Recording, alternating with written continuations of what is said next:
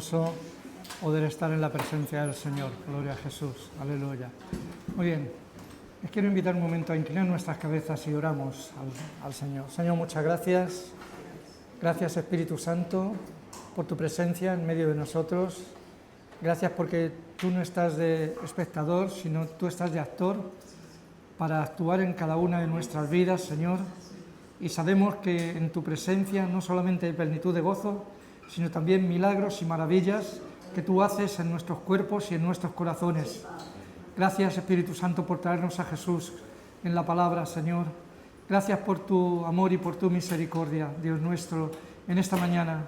Te estamos agradecidos, Señor Jesucristo, y oramos, Señor, que tú sigas bendiciendo cada una de nuestras vidas, que nos cambies, Señor, que nos transformes, y sobre todo te pedimos que vengas tú, Señor Jesús, aleluya.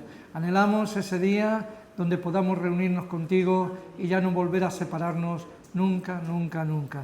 Padre, muchas gracias por todo en esta mañana. En tu nombre, Jesús.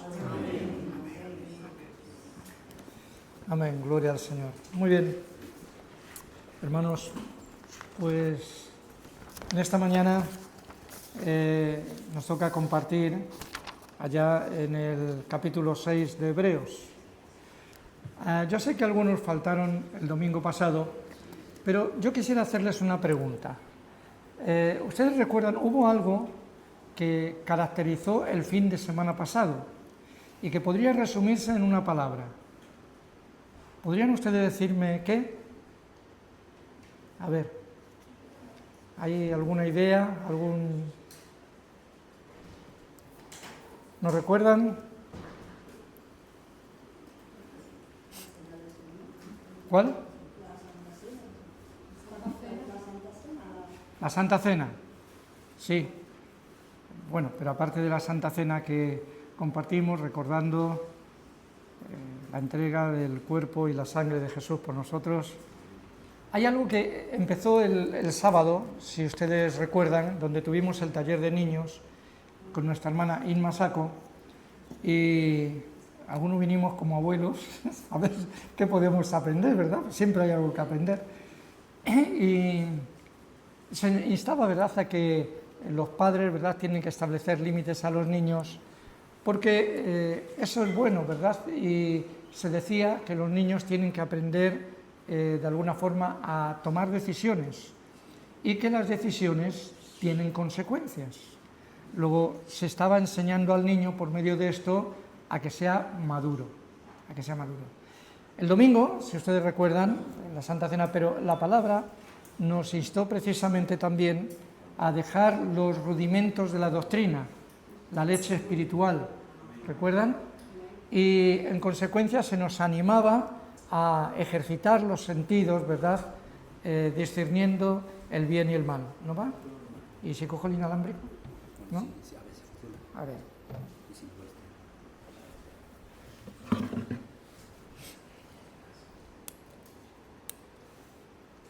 ¿Este va? A ver. ¿Sí? ¿Este sí? Bueno, vale, muy bien. Esto, problemas del...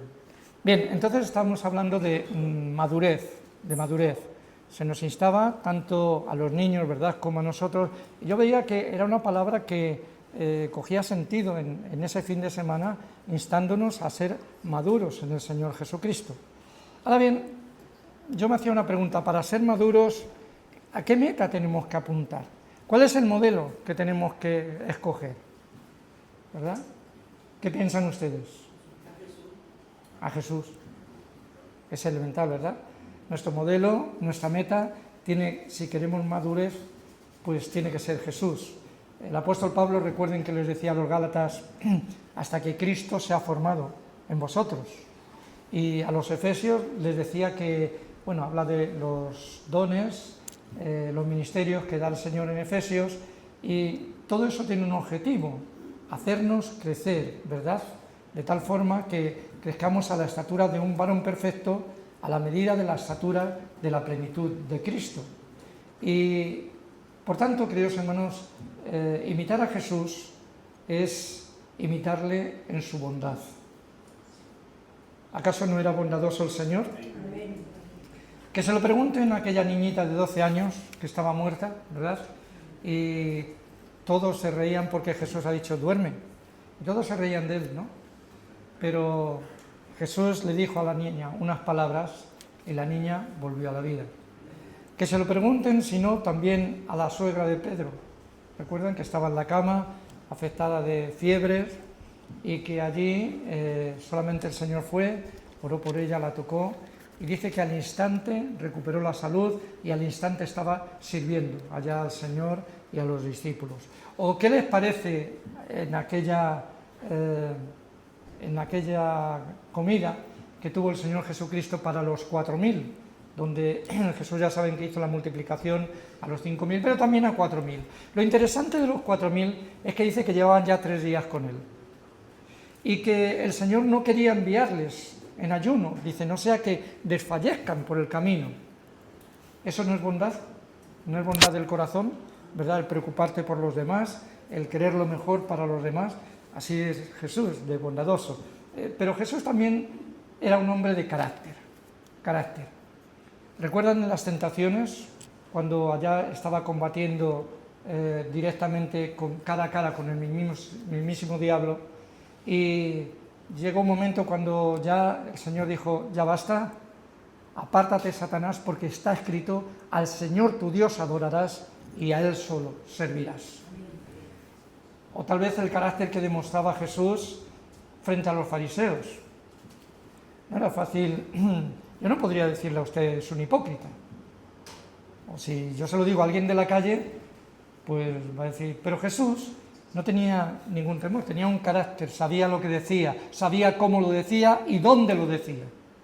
Y a los fariseos les dijo, hipócritas, sois sepulcros, por fuera muy blanqueados, muy bonitos, pero por dentro estáis corrompidos. Así que Jesús, si queremos madurez, tenemos que imitar su bondad, su carácter, su humildad. Recuerden que Jesús dijo, aprended de mí que soy manso y humilde de corazón. La pasión de Jesús. ¿No era Jesús un hombre apasionado? Jesús dijo una vez, de un bautismo tengo que ser bautizado. ¿Y cómo anhelo que llegue ese momento? Se estaba refiriendo a su sacrificio por nosotros. Jesús era un hombre apasionado, ¿verdad? Consagración. Jesús era un hombre, aprendamos de Jesús la consagración. Cuando allá en el huerto de Getsemaní le dice, orando al Padre, Padre, pero no lo que yo quiero, sino lo que tú quieres. Y esfuerzo. Jesús era un hombre que no estaba en la comodidad, no estaba sentado en la comodidad, sino era alguien que dice que recorría pueblos, aldeas y ciudades para predicar la palabra de Dios. ¿Y todo por qué? Porque había en su corazón un sentir, ¿verdad?, un ver a las personas como ovejas que no tenían pastor. Y eso le hacía moverse al Señor Jesús, ser un hombre esforzado. Si queremos ser maduros, tendremos que mirar a Jesús, su amor. Cuando en el Evangelio de Juan está orando allá al Padre y le dice, Padre, quiero que el amor con que tú me has amado, que esté también en estos mis discípulos, para que conozcan que tú y yo somos uno, etcétera, etcétera. Pero vemos el amor de Jesús. Y qué decir, queridos hermanos, tenemos que mirar, si queremos ser hombres maduros, nuestra meta es Jesús. Y no es que sea alta, porque como hombres decimos, no es difícil, es imposible que yo sea como Jesús. Pero nos olvidamos de quién está en nosotros. Está el Espíritu Santo, y el Espíritu Santo es Dios. Y Él es poderoso para obrar, para cambiar, para transformar. Dice que en el principio de la creación el Espíritu de Dios se movía sobre las aguas. Y qué bueno, hermano, que el Espíritu de Dios se mueva en cada una de nuestra vida. Aquí, ahora, en estos momentos. Aleluya. Uno será en formas de cosquillón en el corazón, a otro el Espíritu Santo puede sanarle en estos momentos. En el nombre de Jesús, Él actúa, queridos hermanos.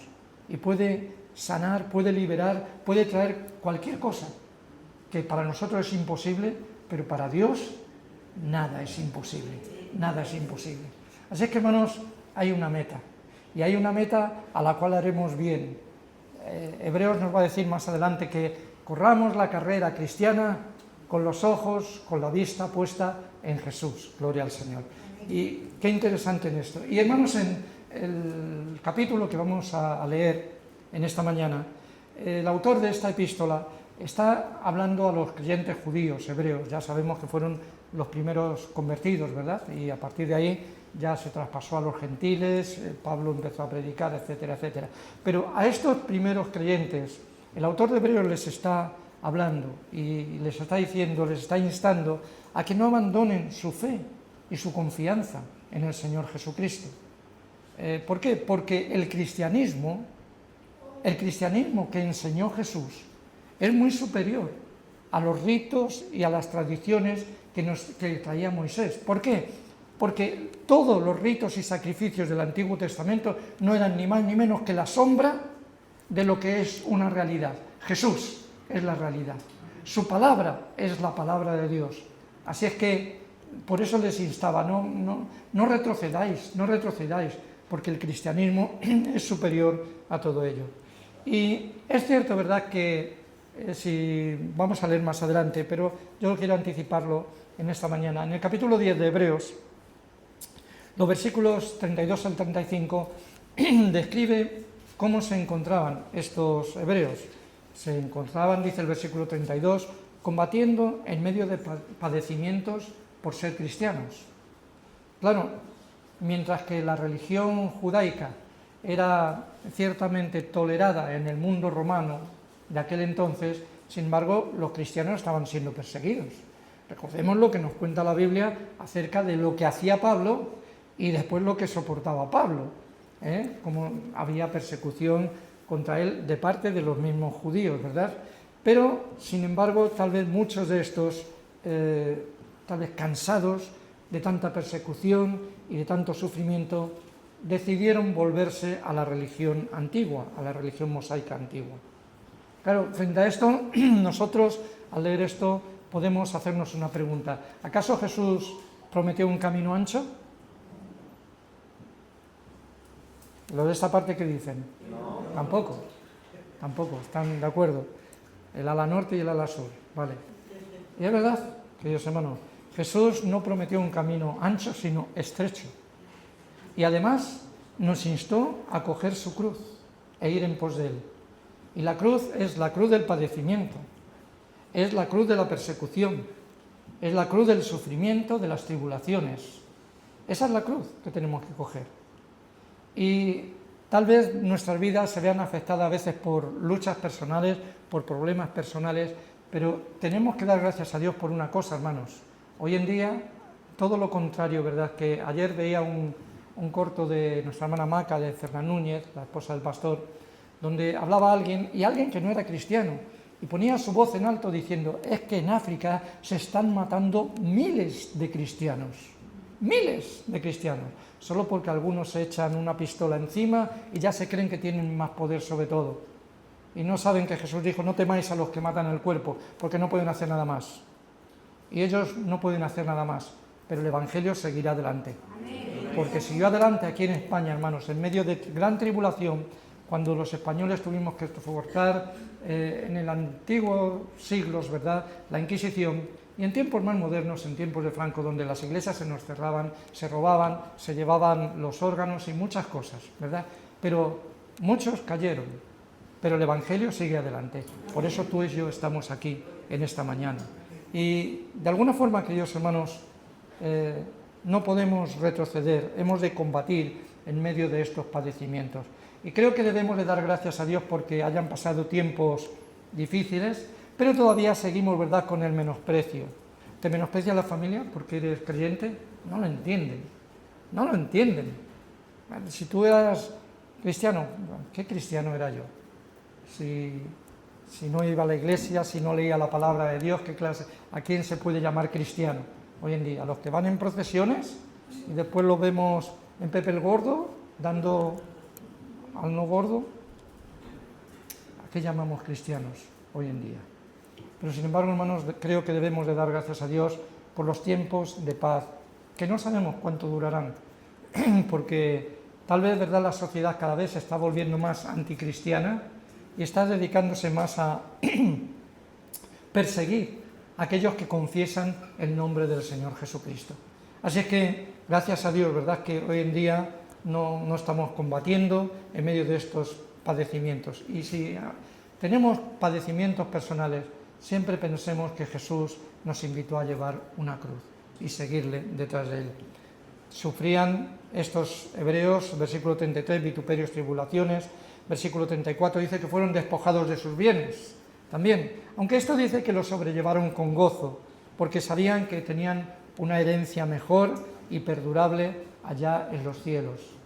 Y por eso el autor de Hebreos les dice, no perdáis vuestra confianza, porque tiene gran recompensa, tiene una gran recompensa de parte del Señor. ¿Cuándo? Pues no lo sabemos. En el cielo seguro, pero tal vez aquí en esta tierra también deje Dios traslucir sus misericordias y sus bendiciones sobre cada una de nuestra vida. Y tal vez estas dificultades eran las que hacían que muchos hebreos decidiesen abandonar la fe en Cristo. Y por eso en este capítulo 6, que vamos a leer ahora unos versículos, los versículos 4 al 8 les van a advertir sobre la apostasía, es decir, la negación, el dejar, el abandonar la fe. Si leemos estos versículos, en Hebreos capítulo 6, versículos de 4 al 8, dice así, ¿lo tienen? Busquen las Biblias tan bonitas que tienen, pero más bonita que la Biblia es la palabra de Dios, ¿sí? Dice así, porque es imposible que los que una vez fueron iluminados y gustaron del don celestial y fueron hechos partícipes del Espíritu Santo, y asimismo gustaron de la buena palabra de Dios y los poderes del siglo venidero, y recayeron, sean otra vez renovados para arrepentimiento, crucificando de nuevo para sí mismos al Hijo de Dios y exponiéndole a vituperio. Porque la tierra que bebe la lluvia, que muchas veces cae sobre ella, y produce hierba provechosa a aquellos por los cuales es labrada, recibe bendición de Dios. Pero la que produce espinos y abrojos es reprobada, está próxima a ser maldecida, y su fin es el ser quemada. Y hermanos, ahí está advirtiendo, ¿verdad?, el autor de Hebreos está advirtiendo contra la apostasía. ¿Qué les está diciendo? Yo vuelvo a esta misma palabra que he dicho al principio, sed maduros. Les está diciendo, sed maduros. ¿Hay alguien en la puerta? Si podéis salir, por favor. Y es importante, ¿verdad?, que seamos maduros en el Señor Jesucristo, ¿verdad? Porque si no maduramos, las consecuencias se van a dejar notar, ¿verdad? Si dejamos, como hemos dicho, de ser maduros, pues hay que afrontar las consecuencias. Y las consecuencias son, dice aquí el libro, que hay el riesgo de perder esa iluminación celestial si se deja entrar la incredulidad o la comodidad, a veces, que es lo que les pasaba a estos hebreos, tal vez.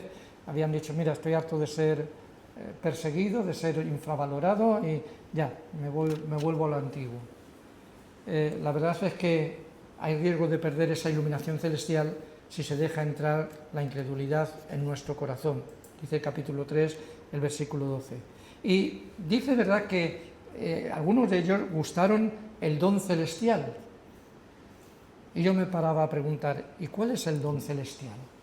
¿Cuál es el regalo? Don es regalo y celestial es del cielo. ¿Cuál es el regalo del cielo? ¿Cuál? ¿La salvación? Unos dicen la salvación. ¿Y otros? La gracia y el Espíritu Santo. ¿Quién? La vida eterna. En medio de todo eso lo ha conseguido ¿quién? Es verdad todo lo que decís, pero lo ha conseguido Jesús. Él es el regalo. Él es el regalo celestial para cada una de nuestras vidas, dado por el Padre, ¿verdad? Y en él aparecen, en el libro de Hebreos, precisamente unos adjetivos que califican bien quién es el Señor Jesucristo. Por ejemplo, capítulo 7, versículo 22. Si quieren no lo busquen, lo anotan tal vez y lo leen en casa.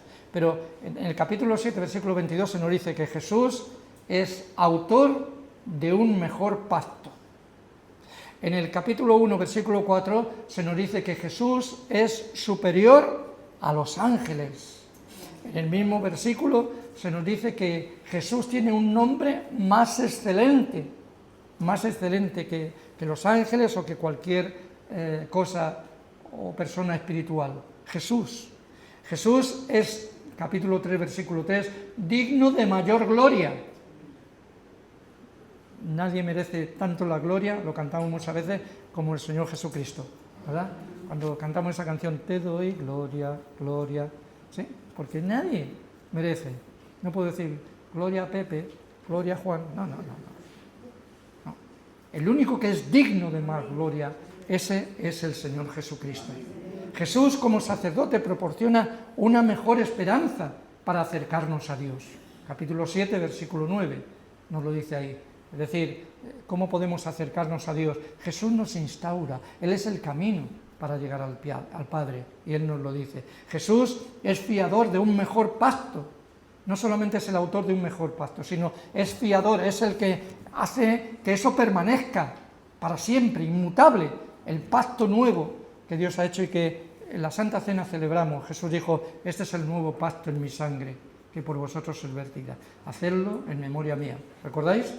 Así es que Jesús no solamente es el autor, porque Él fue el que murió por nosotros allá en la cruz, sino también es el fiador, el que hace que eso se sostenga por los siglos de los siglos, hasta que Él venga. Gloria al Señor. Jesús tiene un mejor ministerio, dice el capítulo 8, versículo 6. La sangre de Jesús habla mejor que la de Abel, capítulo 12, versículo 24. Y dice, ya hemos visto lo que es el don celestial. ¿Quién es el don celestial? Y dice el autor de Hebreos, está diciendo que algunos, ¿verdad?, fueron iluminados y fueron participantes de ese don celestial. Participaron de ello. Y yo me paraba a pensar en pasado, presente y futuro. O más bien tres etapas. No responde a pasado, presente y futuro, sino más bien tres etapas que han ocurrido viendo a Jesús como el don celestial y nosotros siendo participantes de ese don celestial. Jesús, el don celestial, algunos le vieron con sus ojos, ¿recuerdan? No solamente los apóstoles, había muchos discípulos. ¿Recuerdan los que iban en el camino de Maús?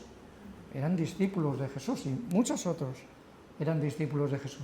Y a él le vieron claramente como el don celestial, le reconocieron como la palabra de Dios encarnada.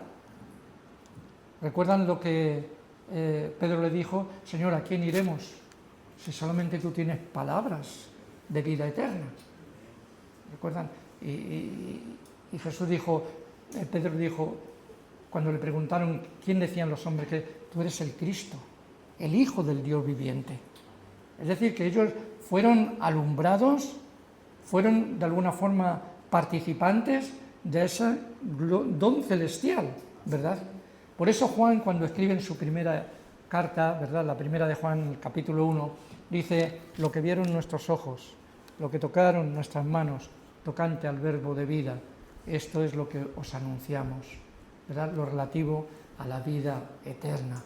Así es que todas estas personas de la antigüedad tuvieron el privilegio de oír de sus propios labios, de los propios labios de Jesús, la palabra de Dios, y pudieron ver verdaderamente cuáles eran sus milagros. Así es que estos fueron participantes en la antigüedad del don celestial. ¿No es así, hermano? Ellos participaron del don celestial. Ahora, otro tiempo, otra etapa, fue cuando Jesús se fue a los cielos. Jesús asciende a los cielos, ¿y qué ocurre? ¿Se termina el don celestial?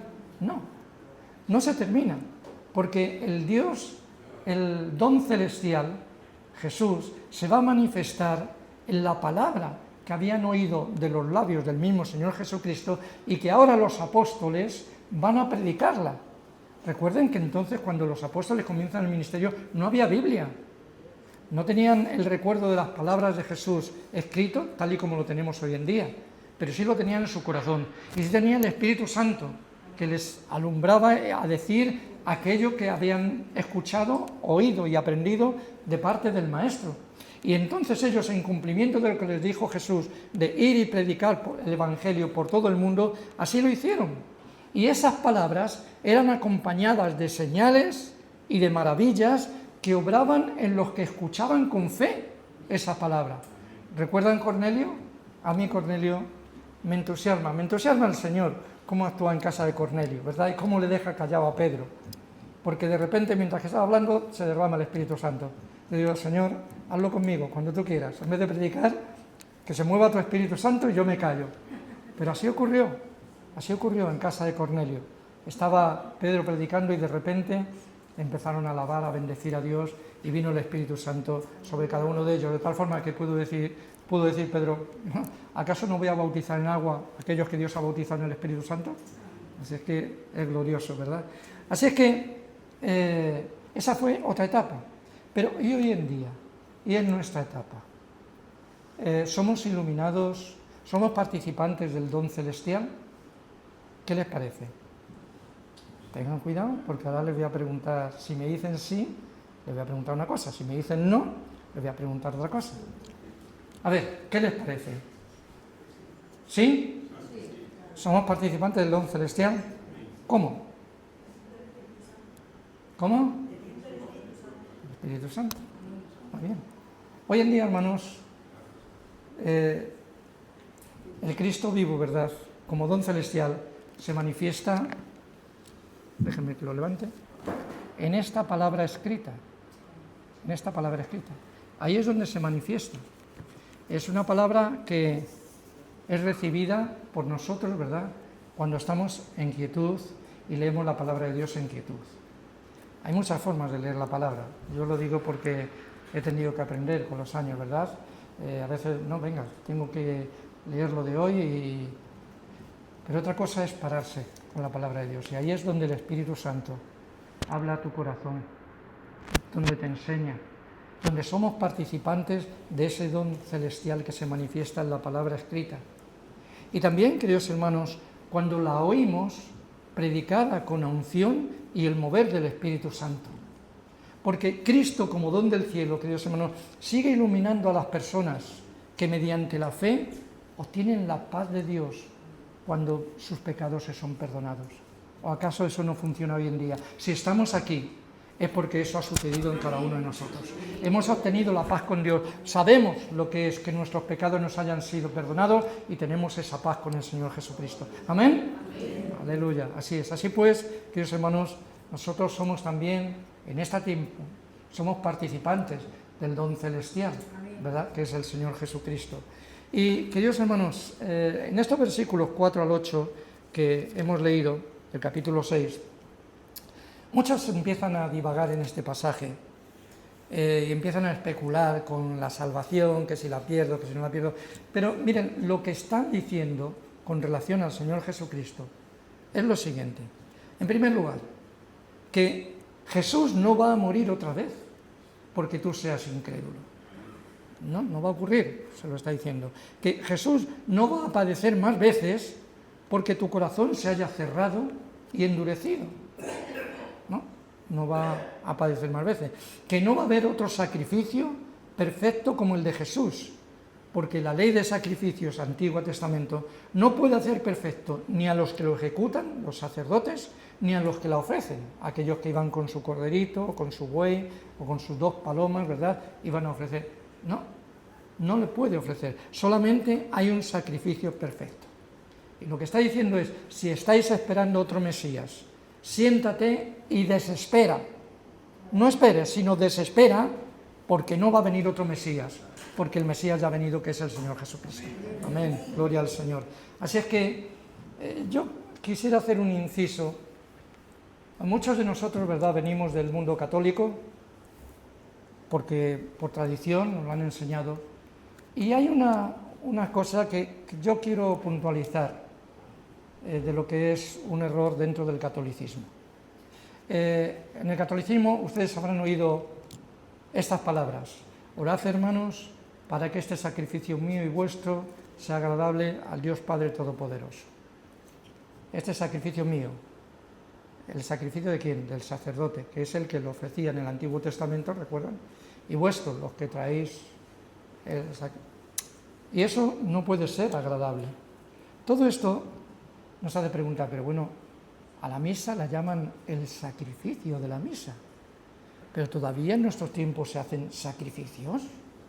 Muchos dicen que es incruento y que es místico, ¿verdad? Pero la verdad es que esto no es ni más ni menos que una de las enseñanzas todavía que quedan del Concilio de Trento, Ya saben que el Concilio de Trento fue el de la contrarreforma, es decir, todas las reformas que estaba haciendo Lutero, Calvino y algunos, ¿verdad?, acerca de lo que decían las Escrituras, sencillamente fue contrarrestado o pretendía contrarrestarlo dentro del mundo católico por medio de este concilio. Y en este concilio estas cosas se decía que la misa era un sacrificio y que el que no creyese esto, que era anatema, es decir, era un hereje. Y esto sigue en vigor, esto sigue en vigor. Así es que nosotros somos todos a eso. Y queridos hermanos, la palabra de Dios nos dice que Jesús fue el único sacrificio, que se ofreció a sí mismo una vez y para siempre, Hebreos 7:27, que entró con su propia sangre una vez y para siempre en el lugar santísimo, Hebreos 9:12. Hermanos, concluimos, el sacrificio de Jesús en la cruz del Calvario fue una vez y para siempre. Nunca más habrá sacrificio delante de la presencia de Dios. Así pues, todo lo que hemos mencionado y hemos leído en los versículos 4 al 8, ¿vale? ¿Para quién? Para los que han dejado a Cristo. Pero, dice la Escritura, pero en cuanto a vosotros, los fieles, los que seguís confiando en el Señor Jesús, dice, estamos persuadidos de cosas mejores. Leemos ahora desde el versículo 9 hasta el versículo 20. Dice así, pero en cuanto a vosotros, oh amados, estamos persuadidos de cosas mejores y que pertenecen a la salvación, aunque hablamos así. Porque Dios no es injusto para olvidar vuestra obra y el trabajo de amor que habéis mostrado hacia su nombre, habiendo servido a los santos y sirviéndoles aún. Pero deseamos que cada uno de vosotros muestre la misma solicitud hasta el fin, para plena certeza de la esperanza, a fin de que no os hagáis perezosos, sino imitadores de aquellos que por la fe y la paciencia heredan las promesas. Porque cuando Dios hizo la promesa a Abraham, no pudiendo jurar por otro mayor, juró por sí mismo, diciendo, de cierto, te bendeciré con abundancia y te multiplicaré grandemente. Y habiendo esperado con paciencia, alcanzó la promesa. Porque los hombres ciertamente juran por uno mayor que ellos, y para ellos el fin de toda controversia es el juramento para confirmación. Por lo cual, queriendo Dios mostrar más abundantemente a los herederos de la promesa la inmutabilidad de su consejo, interpuso juramento, para que por dos cosas inmutables, en las cuales es imposible que Dios mienta, tengamos un fortísimo consuelo, los que hemos acudido para asirnos de la esperanza puesta delante de nosotros, la cual tenemos como segura y firme ancla del alma, y que penetra hasta dentro del velo, donde Jesús entró por nosotros como precursor, hecho sumo sacerdote para siempre, según el orden de Melquisedec. En cuanto a vosotros los fieles, decía el autor de Hebreos, estamos convencidos de cosas mucho mejores, mucho mejores. ¿Que nos van a llegar problemas y pruebas? Pues sí, y dificultades, pues también. Pero también es cierto que tenemos al Señor que nos ha dicho que no nos va a dejar ser tentados más de lo que podemos aguantar. Y que Él estará con nosotros en enero solamente, ¿no? Todos los días, todos los meses, todas las semanas, hasta el fin del mundo. Y eso, hermanos, es levantar nuestros ojos. Hay muchas veces que cuando estamos atravesando la prueba, la aflicción, Dios nos ve. Nosotros nos sentimos, de alguna forma, ¿verdad?, un poco, pues no sé, desanimados, cansados, y a veces llegamos a decir, Señor, ¿dónde estás? No te olvides de mí. Pero Dios sabe, hermanos, Dios sabe el esfuerzo, Dios sabe por lo que estamos pasando, y si a veces no le sentimos al Señor Jesucristo, ¿saben por qué es? Porque nos centramos tanto en nuestro problema que de alguna forma no levantamos nuestros ojos a lo alto, sabiendo que de Él viene nuestro socorro y de Él viene nuestro consuelo. Así que, sin duda que tendremos todas estas cosas, pruebas, problemas, dificultades, decisiones, a veces difíciles, ¿verdad?, que hay que tomar. Pero en medio de todo, queridos hermanos, declaramos una cosa: Dios no es injusto para olvidarse de cada uno de nosotros. Dios no es injusto para olvidarse de ninguna de las obras que estamos haciendo por amor a Él. No nos salvan, pero de alguna forma justifican que somos creyentes, que somos seguidores del Señor Jesucristo. No importa si en este tiempo no estamos recibiendo reconocimientos, pero algún día tendremos el reconocimiento del más grande, cuando te diga a ti: bien, buen siervo y fiel, sobre poco has sido fiel, sobre mucho te pondré. Entra en el gozo de tu Señor. Aleluya, qué cosa más bonita tenemos por delante. Estamos persuadidos de cosas mejores en lo relativo a la salvación, queridos hermanos. Y estos hebreos fieles a Jesús estaban sirviendo a los santos, y se les dice que muestren esa solicitud hasta el fin para que la esperanza que tienen la sientan como cierta. O sea, ellos tenían una esperanza que va más allá de los tiempos, va más allá de las dificultades, y el autor de Hebreos lo que les hace es instar, ¿verdad?, que esa solicitud que la conserven hasta el final, porque eso va a hacer que la esperanza no sea solamente un sentimiento, sino algo cierto dentro de cada uno de nosotros. Ojeábamos en la Biblia de Conchi y de Rafi, y muy bonitas que traen, por cierto, ¿verdad? Y veía, saltaban mis ojos, porque vienen los versículos más importantes de cada libro, a esta palabra de Job: yo sé que mi Redentor vive, y aunque esté deshecha esta mi carne, con mis ojos veré a Dios. Aleluya. Qué esperanza, ¿no? Aleluya. Es ¿Y pasó penalidad del Job? Pues ya te digo las que pasó. Pero él tenía una esperanza firme que estaba más allá de la tribulación o de las cosas. Hermanos, la esperanza que tenemos nos impide que nos volvamos perezosos o aburridos. Y queridos hermanos, la esperanza que tenemos descansa sobre dos bases. Una ya lo hemos dicho, que Dios no es injusto. Y la segunda, que la leemos aquí, es que Dios no miente.